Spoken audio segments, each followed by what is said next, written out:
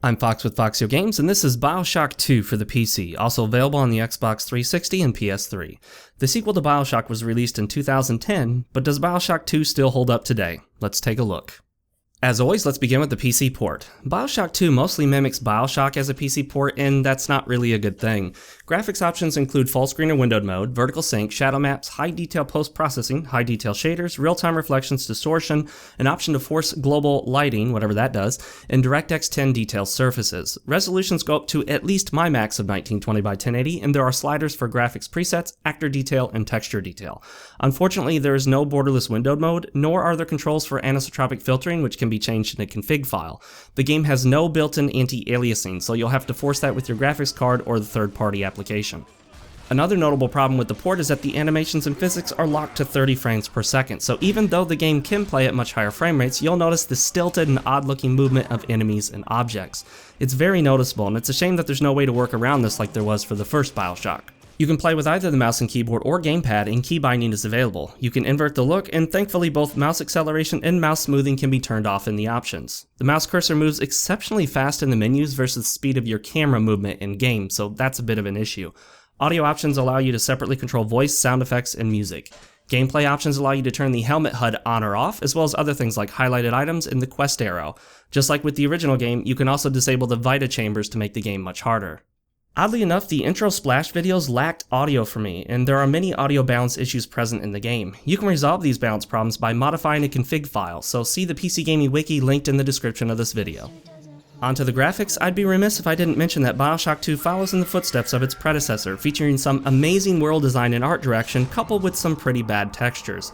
The low-resolution textures spread throughout the game are impossible not to notice on a modern gaming PC, and many of the dark areas of the game lose almost all their detail.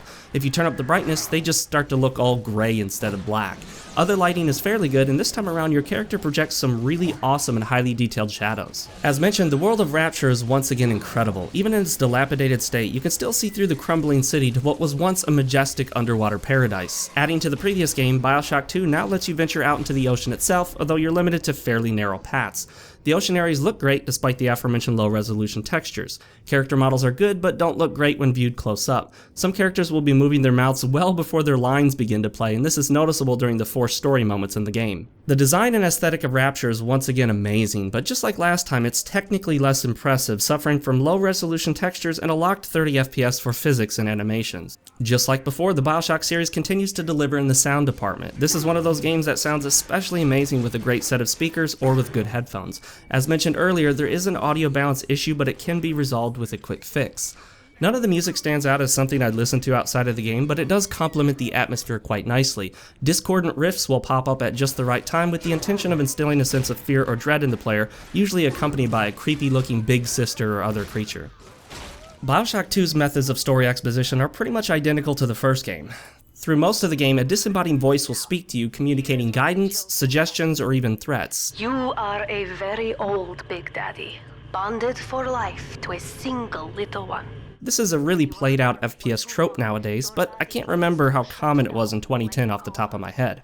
All I know is that I never liked this system, and it's been horribly overused in modern FPS games, particularly in the ubiquitous modern military shooter. Think about it. When is the last time you played a modern first-person shooter that didn't feature this disembodied voice talking to you as you play?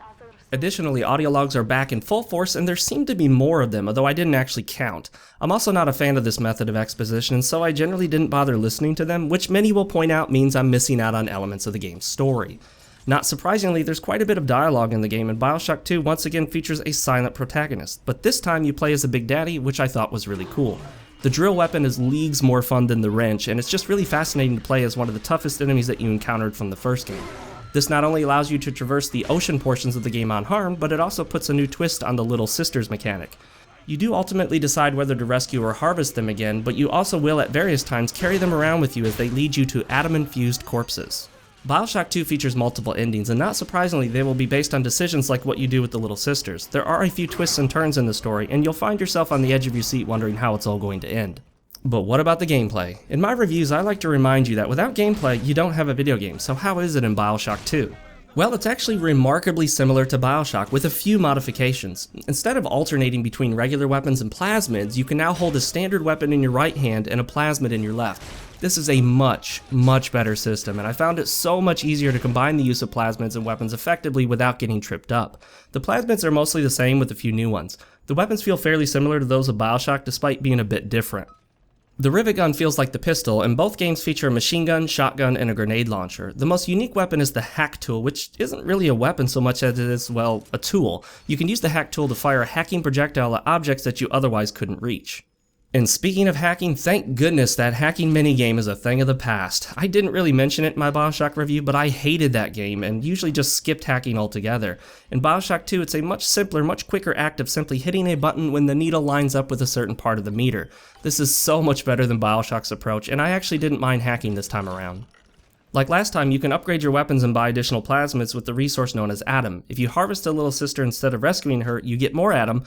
But will this have consequences later? Will rescuing them ultimately reward you in the end? You'll have to find that out for yourself. The game once again has iron sights as well as various plasmids that I personally never felt the need to use. Your mileage may vary. I really liked the open ocean areas, but they really restricted your freedom of movement and you couldn't do anything but move and pick stuff up. No underwater combat, which, given the reputation of underwater combat in other games, that might be a good thing. So what's the verdict? Bioshock 2 is fairly similar to Bioshock in many ways, but the ability to carry both a plasmid and weapon at the same time, as well as playing as a Big Daddy with the awesome drill weapon, makes this my preferred game of the two.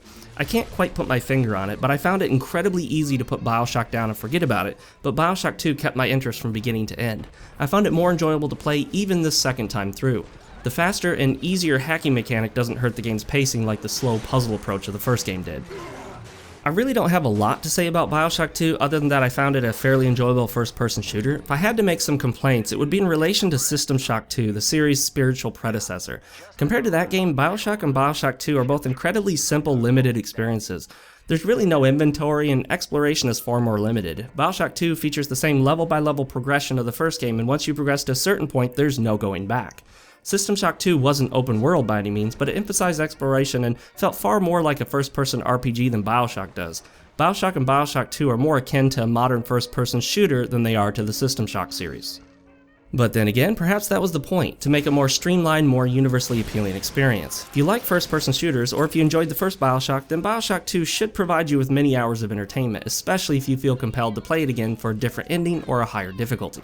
But what do you think of Bioshock 2? Leave your comments below, like the video if you liked it, don't forget to subscribe to my channel, and make sure to check the video description for my links to Twitter, Facebook, Twitch, my Let's Play channel, and all that good stuff. I'm Fox with FoxeoGames, and I'll see you next time.